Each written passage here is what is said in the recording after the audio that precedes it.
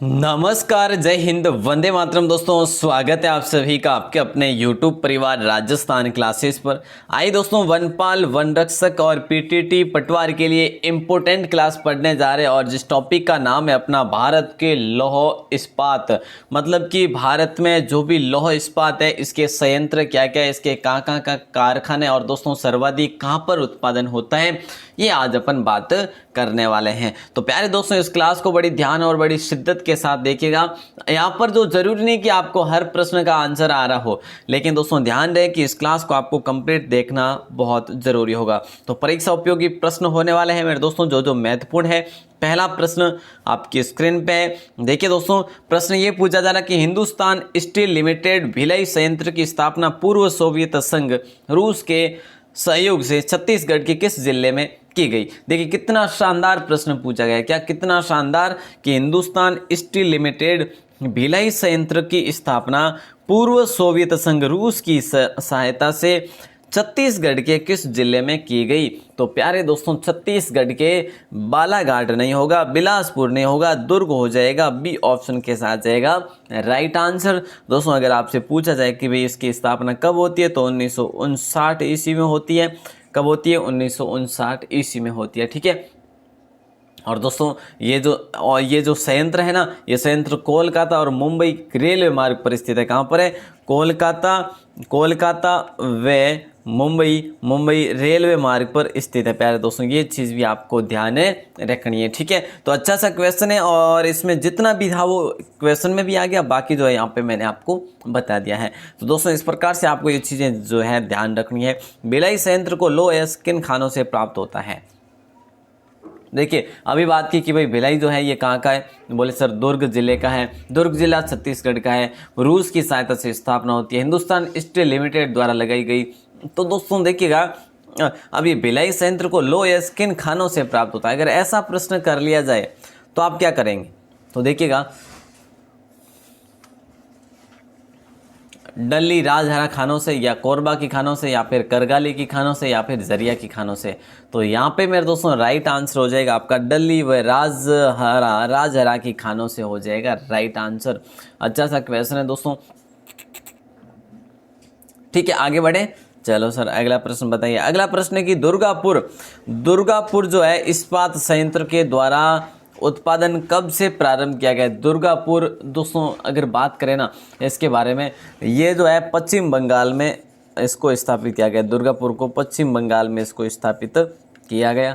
ठीक है सर। तो दोस्तों ये जो है ना, ये ब्रिटेन की सहायता से स्थापित किया गया। किसकी सहायता से? ब्रिटेन की सहायता से इसको यहाँ पर स्थापित किया गया। ठीक है सर। और दोस्तों देखिएगा ये कहाँ पर है? ये कहाँ पर है दोस्तों?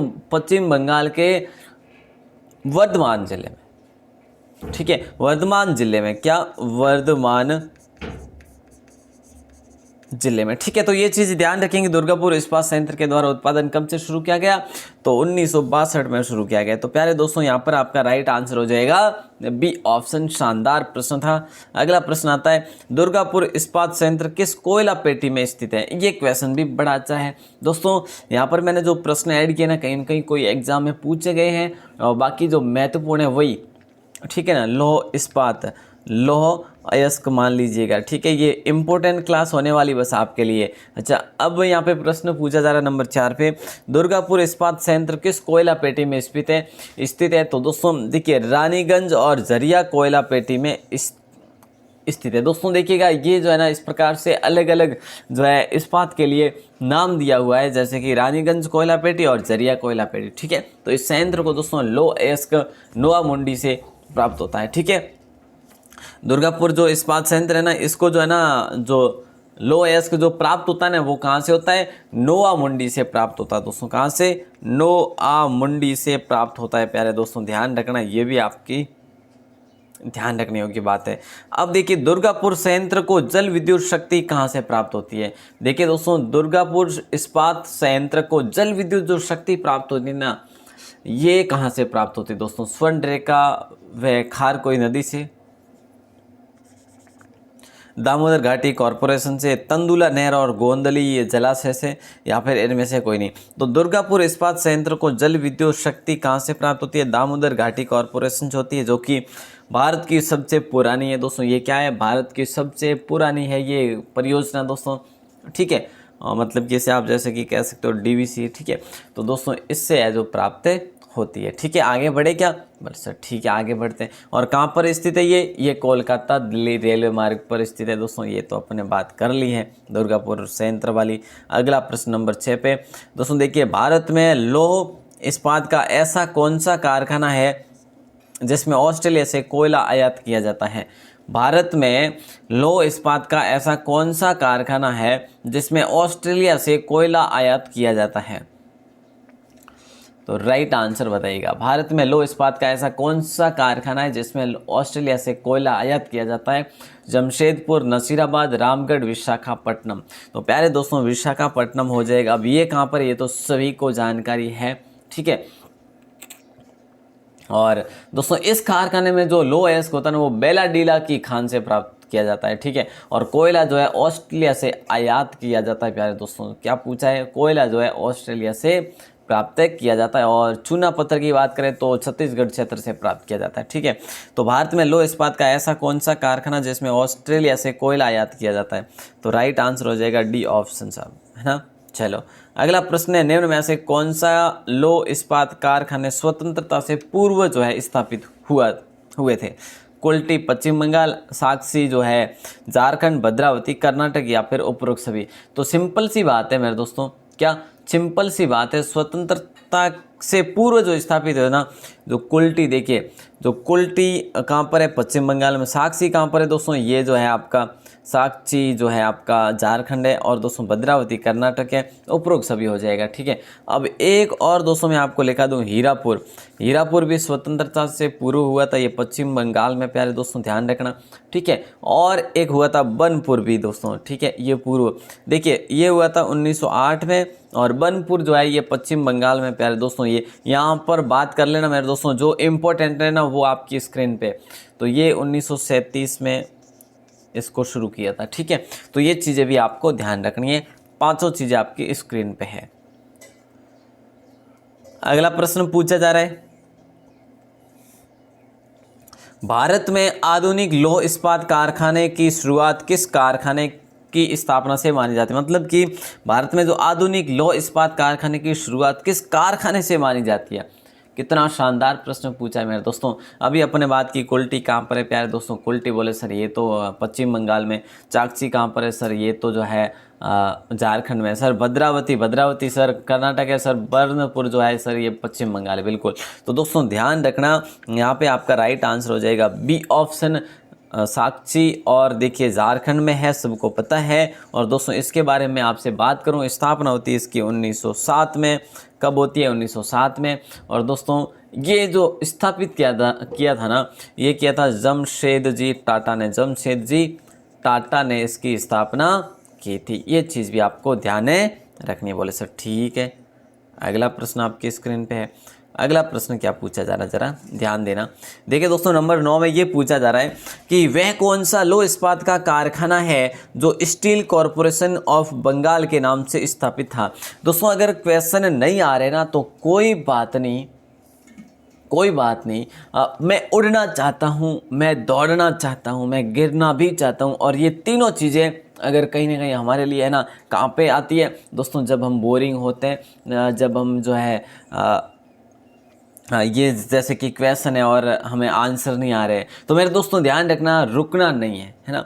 मैं उड़ना चाहता हूँ, दौड़ना चाहता हूँ, गिरना भी चाहता हूँ, लेकिन मैं कभी रुकना नहीं चाहता। तो दोस्तों रुकना नहीं चाहते ना, तो बिल्कुल धैर्य बनाए रखें, आपका ये टॉपिक जो क्लियर हो जाएगा आज, है ना। तो कौन सा लौह इस्पात का कारखाना जो स्टील कॉरपोरेशन ऑफ बंगाल के नाम से स्थापित था, जो बाद में Indian iron and steel company में इसका विलय किया गया? तो ये क्वेश्चन भी बड़ा अच्छा है। राइट आंसर हो जाएगा बर्नपुर प्यारे दोस्तों। ये पश्चिम बंगाल में इसकी स्थापना 1937 में होती है। अभी अभी बात कर ली है प्यारे दोस्तों, है ना। तो शानदार प्रश्न है, इसको आपने लॉक कर दिया। पहले ये था स्टील कॉरपोरेशन ऑफ बंगाल के नाम से, लेकिन बाद में इसको Indian iron and steel company के नाम से स्थापित किया गया। बोकारो इस्पात संयंत्र की स्थापना कब की गई, ये आपको बताना है। बोकारो इस्पात संयंत्र की स्थापना कब की गई थी, 1961 ईस्वी में या 1962 ईस्वी में या फिर 1964 ईस्वी में या फिर 1972 में। तो प्यारे दोस्तों यहाँ पे आपका राइट आंसर 1962 हो जाएगा। बोकारो मेरे दोस्तों ये कहाँ पर है, ये अपन ने बात कर ली है बोकारो के बारे में, ठीक है। तो दोस्तों इसके बारे में बात कर लेंगे, ठीक है, आगे और क्वेश्चन आएगा। तो बोकारो जो है ना दोस्तों, ये किसकी सहायता से, रूस की सहायता से, ठीक है। और दोस्तों देखिएगा यहाँ पर जो है ना, सॉरी यहाँ पर जो है आपका राइट आंसर जो है ना दोस्तों 1964 होगा। ये बोकारो है ना, तो बोकारो में 1964 होगा। एक बार वापस से क्लियर कर लेना, सॉरी, क्योंकि ये एक और क्वेश्चन आएगा ऐसा का ऐसा, तो मैं उसमें कंफ्यूज हो गया। देखिए बोकारो इस्पात संयंत्र की स्थापना जो है ना कब की गई, तो दोस्तों 1964 में की जाती है। और जो इसका कार्य प्रारंभ किया जाता ना, उत्पादन जो प्रारंभ किया जाता है दोस्तों, वो 1972 में किया जाता है, ठीक है। तो ये चीज़ें जो आपको ध्यान रखनी पड़ेगी, ठीक है ना, तो इम्पोर्टेंट है। और बोकारो की मैं बात करूं तो दोस्तों ये रूस की सहायता से इसकी स्थापना होती है। यहाँ पर किसकी, रूस की सहायता से इसकी स्थापना होती है। और इसको भी जो है ना जल इसको जाता है ना दोस्तों, वो जाता है दामोदर परियोजना का ही जाता है इसको भी। तो दोस्तों ये एक इम्पोर्टेंट क्वेश्चन है, ध्यान रखियो बस, ठीक है ना। 1964 हो जाएगा बोकारो इस्पात संयंत्र। अगला है कि कौन सा संयंत्र परिवहन लागत न्यूनीकरण सिद्धांत के आधार पर स्थापित जो है किया गया, ये भी आपको बताना है। देखिए दोस्तों, कौन सा संयंत्र परिवहन लागत न्यूनीकरण सिद्धांत के आधार पर स्थापित किया गया था। भिलाई के बारे में बात कर चुके हैं दोस्तों। भिलाई 2 ऑप्शन आ गया और इनमें से कोई नहीं, मतलब कि क्या दिया ये ऑप्शन कोई खास नहीं है ना।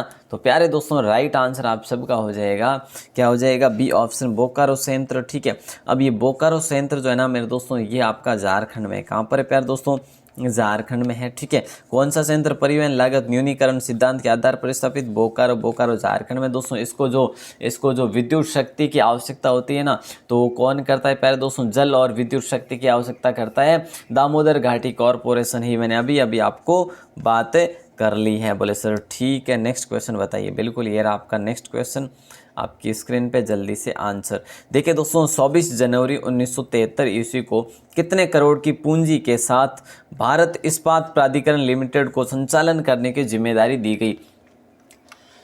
क्वेश्चन थोड़े से बड़े हैं मेरे दोस्तों, लेकिन ध्यान रखें ज़्यादा कोई टफ नहीं है, ठीक है। 24 जनवरी 1973 ईस्वी को कितने करोड़ की पूंजी के साथ भारत इस्पात प्राधिकरण लिमिटेड को संचालन करने की जिम्मेदारी दी, तो दोस्तों 2000 करोड़ रुपए ए ऑप्शन के साथ जाएगा राइट आंसर मेरे दोस्तों। और मतलब कि इसमें बहुत सारे, जैसे भिलाई है, दुर्गापुर है, अभी बात कर ली ना भिलाई के बारे में, दुर्गापुर के बारे में और बोकारो के बारे में, राउरकेला, बर्नपुर, सलेम, विश्वेश्वर अप्पा जो नाम से है लो इस्पात कारखाना, ये सारे के सारे मतलब एक साथ मिलाकर इन सभी के संचालन की जिम्मेवारी इस प्राधिकरण को सौंपी थी मेरे दोस्तों। और उसने 2000 करोड़ रुपए में जिम्मेदारी ली थी। नेक्स्ट क्वेश्चन है नंबर 13 आपकी स्क्रीन पे, कि वर्ष 2014 में भारत का विश्व इस्पात उत्पादक देश में कौन सा स्थान था। दोस्तों वर्ष 2014 की बात करें तो भारत का विश्व इस्पात उत्पादक देश में कौन सा स्थान था, तो यहाँ पे राइट आंसर दूसरा नहीं दोस्तों, 9वां नहीं था, 7वां भी नहीं है। राइट आंसर हो जाएगा आपका डी ऑप्शन। क्या हो जाएगा, बोले सर डी ऑप्शन हो जाएगा। लेकिन अगर दोस्तों बात कर ले, ये तो 2014 की बात की है, ठीक है। तो भारत का विश्व इस्पात उत्पादक देश में कौन सा स्थान था, तो दोस्तों ये तो चौथा था।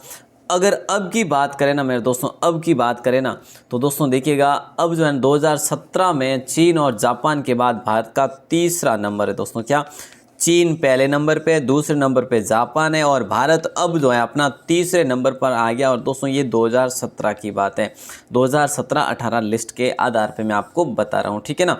तो ये भी एक अच्छा और शानदार क्वेश्चन है। अगला प्रश्न है कि विश्व के कुल लौह अयस्क का कितने प्रतिशत केवल भारत में निकाला जाता है। तो दोस्तों देखिए, विश्व के कुल लौह अयस्क का कितने प्रतिशत जो है भाग भारत में निकाला जाता है। अगर ऐसा प्रश्न कर लिया जाए तो दोस्तों आप जो है क्या करेंगे,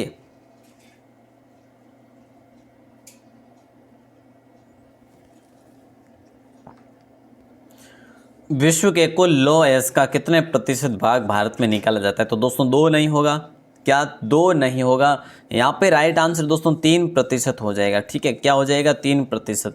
जैसे कि दोस्तों अभी मैंने आपको बताया 2017 के अनुसार, तो ठीक है, लेकिन अब 2018 के अनुसार जो है ना मेरे दोस्तों, 2018 के अनुसार इसको आप ध्यान रखना। मैंने अभी जो बताया आपको वो तो दोस्तों कच्चे इस्पात के आधार पर बताया। अब आपको ये ध्यान रखना कि लो अयस्क का सर्वाधिक उत्पादन 2018 में कहाँ पर होता है दोस्तों? देखिए, पहले नंबर पे आता है ऑस्ट्रेलिया। ध्यान रख लेना मेरे दोस्तों, ये चीज़ बहुत इंपॉर्टेंट है। लो एस के रूप में पहले नंबर पे ऑस्ट्रेलिया, दूसरे नंबर पे चीन है, और तीसरे नंबर पर ब्राज़ील है प्यारे दोस्तों, और चौथे नंबर पर अपना है जो भारत है। क्या? चौथे नंबर पर अपना भारत है। तो 2018 की ये इस प्रकार की लिस्ट है दोस्तों लो अयस्क उत्पादन की दृष्टि से। ठीक है, और 5वें नंबर पर रूस है वैसे। तो ध्यान रखना मेरे दोस्तों, पहला ऑस्ट्रेलिया, दूसरा चीन, तीसरा ब्राज़ील, चौथा जो है अपना भारत है। ठीक है, ये चीज़ ध्यान रखना, ये चीज़ ही आपकी काम आने वाली है। जो पिछले मैं बताई ना 2017 वाली, वो आपको बिल्कुल भूल जानी है। अगला प्रश्न आता है नंबर 15। वह कौन सा कारखाना है जो पहला पतन आधारित संयंत्र और भारत का पहला तटवर्ती कारखाना भी है? तो राइट आंसर बताइए, वह कौन सा कारखाना है जो पहला पतन आधारित संयंत्र है और भारत का पहला तटवर्ती कारखाना भी है? तो प्यारे दोस्तों, विजांग इस्पात संयंत्र विशाखापट्टनम आंध्र प्रदेश होगा, या सेलम इस्पात संयंत्र तमिलनाडु होगा, ए और बी दोनों होगा, या इनमें से कोई नहीं? तो प्यारे दोस्तों, ए ऑप्शन के साथ अपन जाने वाले हैं। ए ऑप्शन विजांग इस्पात संयंत्र, जो कि कहाँ पर है? विशाखापट्टनम में दोस्तों। कहाँ पर है? आंध्र प्रदेश में है। ठीक है, अगर शुरुआत की जाए 1992 में इसकी शुरुआत की जाती है दोस्तों। क्या? जिसकी शुरुआत 1992 में की जाती है, और ये भारत का पहला तटवर्ती कारखाना मेरे दोस्तों क्या है? तटवर्ती कारखाना है। इसके बारे में आपको जानकारी रखनी होगी मेरे दोस्तों। अगला प्रश्न आपकी स्क्रीन पे, ठीक है, और ये रहा आपकी स्क्रीन पे। वह कौन सा संयंत्र जिसे स्वदेशी तकनीकी का उपयोग किया जा रहा है? वह कौन सा संयंत्र है जहाँ पर तकनीकी जो है का उपयोग, स्वदेशी तकनीकी का उपयोग किया जा रहा है? विजाग इस्पात संयंत्र, विजयनगर इस्पात संयंत्र, या सेलम इस्पात संयंत्र, या भिलाई? तो प्यारे दोस्तों, बी ऑप्शन होगा आपका राइट आंसर। क्या होगा? बी ऑप्शन आपका राइट आंसर हो जाएगा मेरे दोस्तों। ठीक है ना, अच्छा सा क्वेश्चन है, लॉक कर दीजिएगा। और दोस्तों मैं आपको एक अच्छी चीज़ बता रहा हूँ, जैसे कि 2017-18 के अनुसार 17-18 के अनुसार भारत में लो एस का सर्वाधिक उत्पादन कहाँ पे हुआ दोस्तों? अगर ऐसा प्रश्न बने तो पहले नंबर पे तो आपका आता है ओडिशा। ध्यान रख लेना मेरे दोस्तों, यहाँ पर मैं एडवांस में बता रहा हूँ, वो बिल्कुल बेहतरीन है। सेकंड पे आता है अपना छत्तीसगढ़। क्या? छत्तीसगढ़। और नंबर 3 पे आता है अपना कर्नाटक मेरे दोस्तों। तो उन तीनों राज्यों के बारे में आपको ध्यान रखना पड़ेगा। ठीक है, और अपना राजस्थान की बात कर लेना। बोले सर राजस्थान का नंबर, तो दोस्तों राजस्थान का लो एस की बात करें ना तो 7वां स्थान आता है। क्या? 7वां स्थान आता है। ठीक है ना, ये चीज़ भी आपको ध्यान रखनी है। चलो सर अगला प्रश्न बताइए, सेलम इस्पात संयंत्र की स्थापना कब की गई? देखिए दोस्तों, सेलम इस्पात संयंत्र की स्थापना कब की गई? अगर ऐसा प्रश्न बने तो आपको बताना होगा 1967 नहीं होगा, 1965 नहीं होगा, 1980 तक भी नहीं होगा। मैं दोस्तों 82 को लॉक करेंगे, डी ऑप्शन के साथ जाएगा।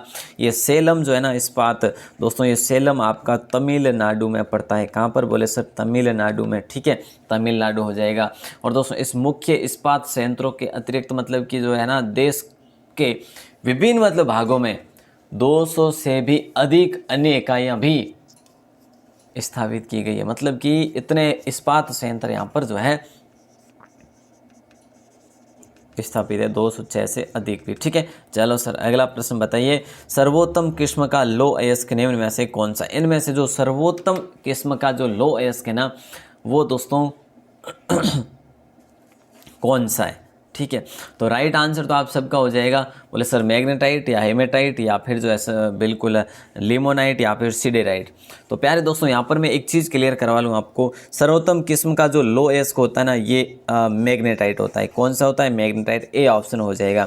अब मैं आपको बता दूँ सर्वाधिक जो भंडार मिले हैं ना हमें, वो सर्वाधिक भंडार है दोस्तों कर्नाटक में। मैग्नेटाइट के सर्वाधिक भंडार कर्नाटक में मेरे दोस्तों 72% कर्नाटक में है। उसके बाद आंध्र प्रदेश में मेरे दोस्तों, आंध्र प्रदेश में कुल कितने भंडार है? 13% आंध्र प्रदेश में मेरे दोस्तों। और थर्ड की बात करें, ये सेकंड हो गया और ये हो जाता है आपका थर्ड दोस्तों अपना राजस्थान आ जाता है। और राजस्थान में कुल जो है ये भंडार मिलते हैं हमें 6% के। तो कितना शानदार प्रश्न है मैग्नेटाइट के, ये इस प्रकार के भंडारण निरूपण भी अपन ने कर लिया है। ठीक है, ये मैग्नेटाइट जो होता है ना दोस्तों, ये मैग्नेटाइट काले रंग का होता है। ठीक है ना।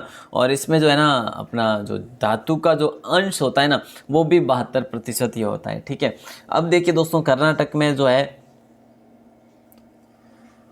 और आंध्र प्रदेश में और राजस्थान में ये तीनों चीज़ें आपको ध्यान रखनी पड़ेगी। मैग्नेटाइट का सर्वाधिक भंडार यहीं पर मिला है साहब। ठीक है ना, आगे बढ़े और अगले प्रश्न को देखते हैं। लाल व भूरे रंग का कौन सा लौह अयस्क जो है पाया जाता है? लाल या भूरे रंग का कौन सा लौह अयस्क पाया जाता है? तो हेमेटाइट या फिर मैग्नेटाइट या फिर सिडेराइट या लिमोनाइट। तो दोस्तों राइट आंसर आप सभी का हो जाएगा, क्या हो जाएगा? बोले सर इसमें तो हेमेटाइट हो जाएगा। ठीक है, तो हेमेटाइट की बात कर लेते हैं मेरे दोस्तों। हेमेटाइट जो है ना दोस्तों देखिएगा सर्वाधिक जो होता है अपना वो होता है ओडिशा में, उसके बाद अपना नंबर आता है झारखंड में। देखिए दोस्तों ये लिस्ट भी जो है बदलती रहती है हर साल। ठीक है, क्योंकि कभी किसी में सर्वाधिक भी हो जाता है। अगर एक पहले और दूसरे में तो टक्कर होती है ना, क्या बड़ी मतलब कि कांटे की टक्कर होती है।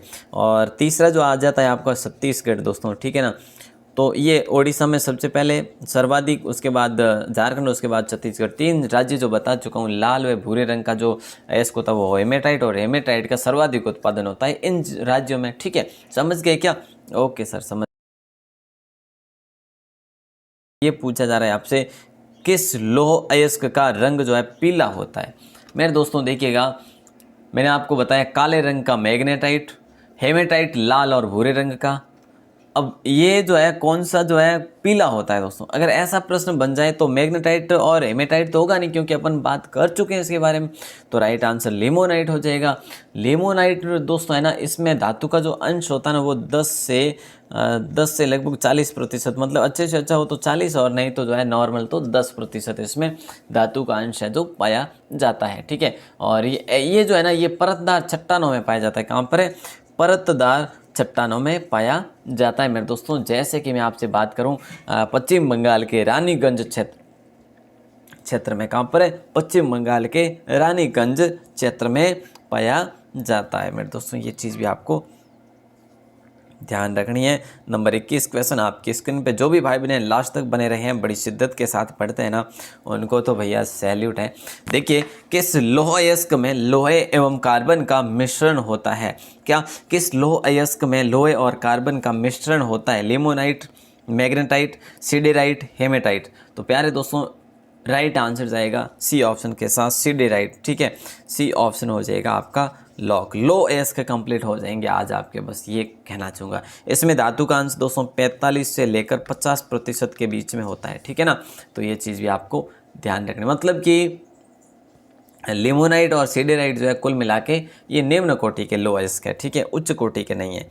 तो भारत के किस राज्य में उच्च कोटि का हेमेटाइट अयस्क पाया जाता है दोस्तों? अब यहाँ पर कोई गलत नहीं करेंगे, मतलब कि दोस्तों हेमेटाइट का भी मतलब हेमेटाइट में भी उच्च कोटि जो पाई जाती है इनमें से कहाँ पर पाई जाती है दोस्तों? यहाँ पे आपका राइट आंसर हो जाना चाहिए। क्या हो जाएगा बताइएगा? देखिए दोस्तों यहाँ पर जो है ना राइट आंसर आपका होगा, देखिए मैंने आपको बताया कि सबसे सर्वाधिक तो होता है ओडिशा, उसके बाद अपना नंबर आता है झारखंड का, उसके बाद अपना नंबर आता है छत्तीसगढ़ का। यही तो बताया ना आपको अभी मैंने। ठीक है, ये बताया। तो देखिए लेकिन दोस्तों अपन झारखंड को निकालेंगे, क्योंकि झारखंड में उच्च कोटि का हेमेटाइट अयस्क पाया जाता है।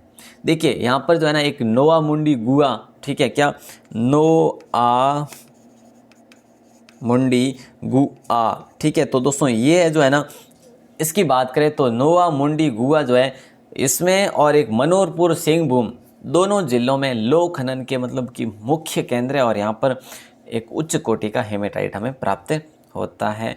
बोले सर ठीक है। नेक्स्ट क्वेश्चन है बेलाडीला से लोह अयस्क किस देश को निर्यात किया जाता है? बेलाडीला से लोह अयस्क किस देश को निर्यात किया जाता है दोस्तों? अमेरिका को, या फिर ईरान को, या फिर जापान को, या फिर ऑस्ट्रेलिया को? दोस्तों देखिएगा ये बेलाडीला जो है ना ये छत्तीसगढ़ के बस्तर जिले का है। ठीक है, क्या है? छत्तीसगढ़ के बस्तर जिले का है। ठीक है, तो ये जो है ना मेरे दोस्तों, ये बेलाडूला से लोएस किस देश को निर्यात किया जाता है? अगर ऐसा प्रश्न बने तो जापान को हो जाएगा मेरे दोस्तों। किसको? जापान को। ठीक है, अच्छा सा क्वेश्चन है। आगे बढ़ते हैं, अगले प्रश्न को देखते हैं। कुद्रेमुख क्षेत्र से लोहे का निर्यात किस जो है देश को किया जाता है? कुद्रेमुख क्षेत्र से लोहे का निर्यात किस देश को किया जाता है? दोस्तों कितना शानदार प्रश्न है आपकी स्क्रीन पे। और दोस्तों एक चीज़ और ध्यान रखना, भारत स्पंज आयरन,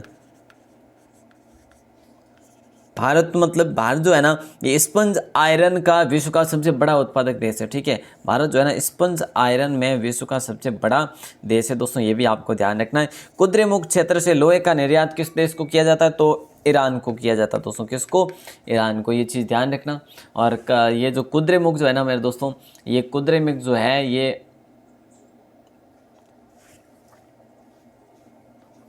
कर्नाटक के जिले का नाम है चिकमंगलूर। हाँ, चिकमंगलूर है। क्या? चिकमंगलूर कर्नाटक में दोस्तों एक ज़िला है, उसका ये क्षेत्र है कुद्रेमुख। और इसी का दोस्तों एक और क्षेत्र है कर्नाटक का बाबा बुदन पहाड़ी, वहाँ से भी इसका उत्खनन होता है। ठीक है, तो बिल्कुल दोस्तों ये चीज़ें भी आपको ध्यान रखनी है। अब अपन आगे बढ़ते हैं और अगले प्रश्न को देखते हैं। भारत में मैग्नेटाइट लोएस का संचित भंडार किस राज्य में पाया जाता है? दोस्तों ये आपको बताना है, बता दीजिएगा मेरे दोस्तों। भारत में मैग्नेटाइट लोएस्क का संचित भंडार किस राज्य में पाया जाता है? लास्ट क्वेश्चन है आपका। ठीक है, 25 क्वेश्चन ही लेकर आया था दोस्तों, ज़्यादा कंफ्यूज करने वाले क्वेश्चन नहीं है आपके, मतलब कि जो महत्वपूर्ण थे वही है ना। निर्यात मुख्य रूप से दोस्तों देखिएगा, भारत में मैग्नेटाइट जो है लोएस्क का संचित भंडार किस राज्य में पाया जाता है? तो राइट आंसर आपका यहाँ पर हो जाएगा, क्या हो जाएगा? जल्दी से आंसर दे दीजिएगा। अभी मैंने आपसे पूछा था कि भाई कर्नाटक जो है ना केवल 72% मैग्नेटाइट का मतलब कि यहाँ पर भंडार मिले हैं। आंध्र प्रदेश में मतलब कि मैंने आपको बताया, जैसा कि आंध्र प्रदेश 13% मैंने आपको बताया, और राजस्थान का मैंने आपको बताया कि भाई 6% भंडार मिले हैं। तो दोस्तों कौन सा हो जाएगा आप बताइए? कितना आसान सा प्रश्न आपकी जो कि स्क्रीन पर है ना। तो बिल्कुल ए ऑप्शन के साथ जाएगा राइट आंसर मेरे दोस्तों। किसके साथ जाएगा? ए ऑप्शन के साथ जाएगा। ठीक है, और ध्यान रखना यहाँ पर लगभग 273 करोड़ टन जो है यहाँ पर संचित भंडार मिले हैं मेरे दोस्तों। ठीक है, और आगे बढ़े मेरे दोस्तों। ठीक है, आगे बढ़े क्या? चलो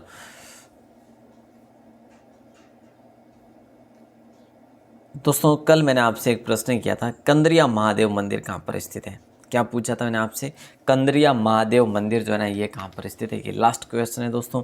ठीक है, इसका आंसर जो है कल, लास्ट क्वेश्चन है हम कल का, और इसका आंसर जो है आपने दिया था कल।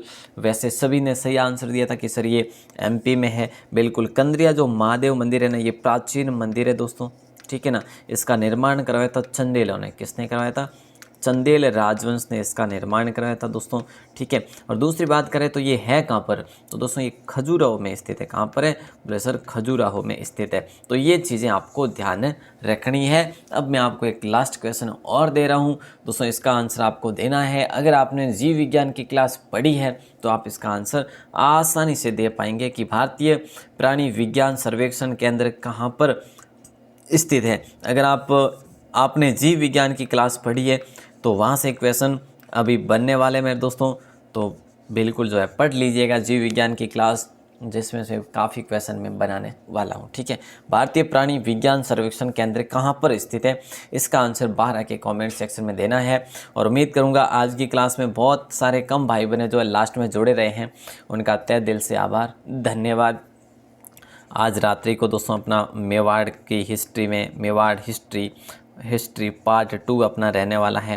पार्ट 2 भी अपना रहने वाला, उसको भी अपन बड़ी शिद्दत के साथ पढ़ने वाले हैं। ठीक है, तो दोस्तों ये जो है क्लास आपको कैसी लगी? मैं जानता हूँ कि आपने पढ़ा नहीं होगा, इसलिए पहली बार थी आपकी ये क्लास। ठीक है, मतलब कि टॉपिक भी पहली बार होगा। तो दोस्तों इसको आपने जिस प्रकार से भी लिया, जिस प्रकार से भी ग्रहण किया, उन सभी के लिए आपका आभार, धन्यवाद। दोस्तों जय हिंद, वंदे मातरम। अगर कोई पहली बार हो चैनल पर तो सब्सक्राइब कर लीजिएगा, बेल प्रेस भी दबा दीजिएगा, है ना। चलिए, बहुत बहुत आभार।